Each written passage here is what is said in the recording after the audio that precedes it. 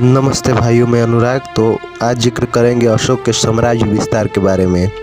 अशोक के राज्याभिषेक के बाद उसकी प्रथम तथा अंतिम युद्ध विजय कलिंग की थी। राज्याभिषेक के पश्चात अशोक ने अपने पिता तथा पितामह के दिग्विजय को जारी रखा। कलिंग पर आक्रमण करने के कारणों पर समीक्षा करने से प्रतीत होता है कि यह बंगाल की खाड़ी के तट पर वैतरणी व लंगलुई नदियों के मध्य महानदी तथा गोदावरी घाट का क्षेत्र था तथा व्यापारिक दृष्टि से अत्यंत समृद्ध था। प्लिनी, बोगार्ड, लेविन तथा रोमिला था पर इस मत के समर्थक हैं। कौटिल्य के विवरण के अनुसार लगता है कि कलिंग सूती वस्त्र तथा हाथियों के लिए प्रसिद्ध था। तिब्बती इतिहासकार तारानाथ के अनुसार समुद्री लुटेरे नगाओं से मणिमुक्ताओं को वापस लाने के लिए यह आक्रमण किया गया। अशोक के अपने राज्याभिषेक के 8वें वर्ष अर्थात 261 ईसा पूर्व कलिंग राज्य पर आक्रमण किया। उस समय कलिंग का राजा नंदराज तथा कलिंग की राजधानी तोसली थी। अशोक ने अपने 4 दशकों के शासनकाल में केवल एक युद्ध, कलिंग युद्ध में विजय पाई थी। इस रक्त रंजित युद्ध का वर्णन अशोक के 13वें मुख्य शिलालेख में मिलता है। इस युद्ध में 1 लाख लोगों की हत्या कर दी गई तथा 1.5 लाख लोगों को बंदी बनाकर निर्वासित कर दिया गया। भयावह हिंसा द्वारा कलिंग पर आधिपत्य पाने से अशोक में गहरा पश्चाताप दिखाई पड़ा। युद्ध में भाग न लेने वाले ब्राह्मण, श्रमणों तथा गृहस्थों को संबंधी मारे जाने पर महान कष्ट हुआ। व्यापक नरसंहार तथा क्लेश को देखने पर अशोक के तीव्र पश्चाताप प्रत्यक्ष फल यह हुआ कि अपनी विस्तारवादी नीति को अस्थायी रूप से त्याग दी। यहीं से मगध के राज्य विस्तार का उस युग का अंत हुआ जो बिंबिसार के समय अंग विजय से शुरू हुआ था।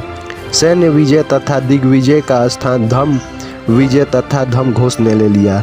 पराजित होने पर नहीं बल्कि सामरिक सफलता के बाद विस्तारवादी युद्ध नीति त्यागने का अन्य भारतीय इतिहास तो क्या विश्व में कहीं भी नहीं मिलता है। एक में द्वितीयम यह घटना है। 8वें मुख्य शिलालेख में जो कलिंग के विजय के 4 वर्ष पश्चात जारी किया गया था, अशोक ने घोषणा की थी कि कलिंग में जितने आदमी मारे गए या कैद हुए उसके 100वें या 1000वें हिस्से का नाश भी अवधेव नामी पीढ़ी के लिए बहुत दुख का कारण होगा। इस विषय में ध्यान देने योग्य है कि पश्चाताप से आंदोलित होने पर भी अशोक का अनुताप तथा अनुलोक भले ही संदेह से है, पर अशोक के कलिंग पर अपना स्वामित्व नहीं त्यागा। 13वें मुख्य शिलालेख में वह कहता है कि जब एक विजित तथा विजित क्षेत्र होता है तब मानव के जीवन में हत्या, मृत्यु, बंदी बनाना भी अनिवार्य हो जाता है। कलिंग मगध साम्राज्य का प्रांत बना दिया गया तथा राजकुल का कोई राजकुमार वहां उपराजा नियुक्त कर दिया गया। कलिंग के 2 अधीनस्थ प्रशासनिक केंद्र स्थापित हुए, उत्तरी केंद्र तोसली तथा दक्षिणी केंद्र समापा। कल्हड़ की राजतरंगिणी के अनुसार अशोक कश्मीर का प्रथम मौर्य शासक था। उसने कश्मीर में विस्ता के किनारे श्रीनगर, कल्हड़ ने पुराणों में प्रतिष्ठान नाम से इसका उल्लेख किया है कि स्थापना वहाँ अनेक विहार, स्तूप तथा धर्मधारिणी विहार में अशोकेश्वर मंदिर की स्थापना की गई। हेनसांग भी लिखता है कि अशोक ने संपूर्ण कश्मीर बौद्ध संघ को दान में दे दिया तथा वहाँ 500 विहार तथा बहुसंख्यक स्तूप बनवाए। इन विवरणों से प्रकट होता है कि अशोक के अधीन कश्मीर था। अशोक के अभिलेख को मानचित्रों में सजाने पर स्पष्ट रूप से साम्राज्य की सीमा निर्धारण होता है। उसके अभिलेख में ही प्रथम इस विशाल भूखंड को कुछ निश्चित नाम से अंकित किया गया था। दूसरे तथा 13वें तथा 14वें मुख्य शिलालेख में मौर्य साम्राज्य के इलाकों को विजित के नाम से निर्दिष्ट किया गया है।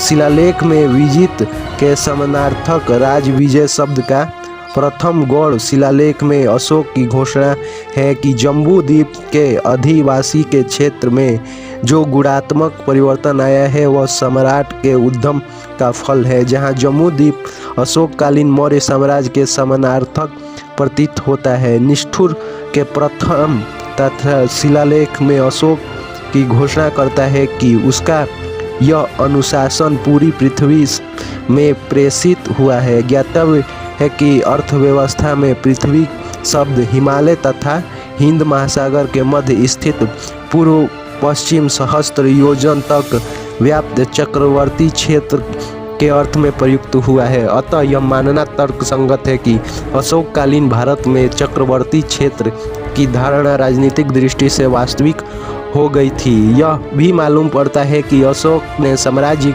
के विशाल आकार के प्रति बहुत सचेत था। अशोक का साम्राज्य उत्तर में अफगानिस्तान में तथा दक्षिण में कर्नाटक तक तथा पश्चिम में कठियावाड़ कलिंग तक फैला था।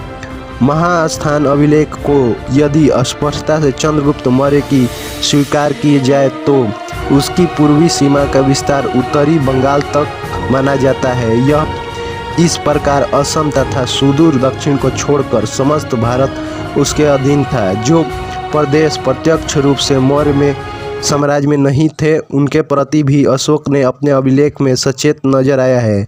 इन्हें अंत में अविजित तथा प्रत्यंत के रूप में निर्देशित किया गया है। विशेष रूप से उल्लेखनीय है कि अशोक ने जिस क्षेत्र को अविजित कहा है, वहाँ अशोक का अभिलेख भी नहीं मिलता है।